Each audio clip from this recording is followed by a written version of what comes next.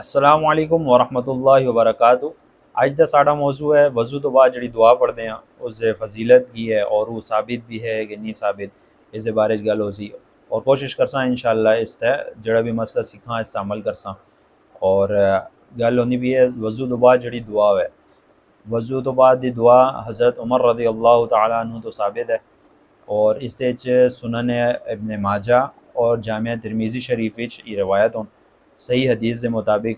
اور اس دی فضیلت یہ ہے کہ وضو حضور صلی اللہ علیہ وسلم حضرت عمر رضی اللہ تعالیٰ عنہ روایت کریں نے کہ حضور صلی اللہ علیہ وسلم فرمایا کہ جس بندے اچھی طرح وضو کیتا، وضو کرنے تو بعد اسی دعا پڑھی تو اس واسطے پورے جنت دے 8 دروازے کھول دیتے ہوئے سون، جس وچوں دل کریں دا وہ جنت وچ داخل ہو جائے، یعنی اس واسطے اتنی زبردست فضیلت دا حامل ہو سی۔ وہ دعا کی ہے اچھے طریقے نال وضو کرنا۔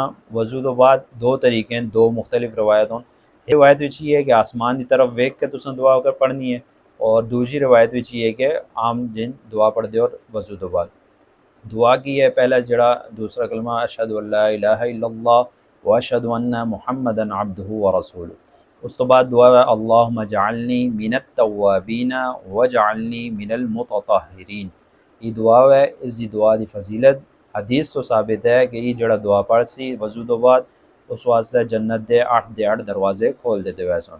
امید کریں ہیں انشاءاللہ سانوں سمجھ آیا ہو سی۔ ملنے ہیں کسی اور چیز نال، کسی دوسرے مسئلے دے حل نال۔ ساڑھے چینل نو ضرور سبسکرائب کرو اور دعا وچ ہمیشہ سانوں یاد رکھو۔ فی امان اللہ۔